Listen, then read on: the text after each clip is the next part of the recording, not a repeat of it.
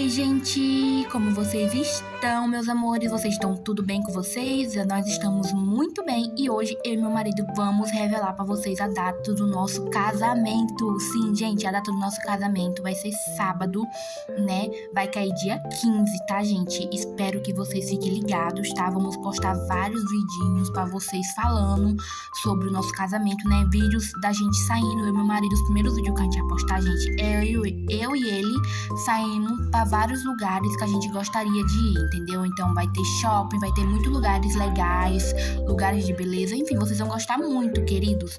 E depois a gente vai postar o vídeo sobre a preparação do vestido, a escolha do vestido, damas de honra, os noivinhos que vão entrar na festa, que no caso vai ser a minha irmã e os meus dois sobrinhos, né, que é irmãos do meu marido, enfim. Vai ser muito legal, gente, espero que vocês assistam muito, gostem muito. Então, gente, contagem regressiva, né? Então, gente, como minha namorada falou, vai ser muito legal, espero que vocês gostem.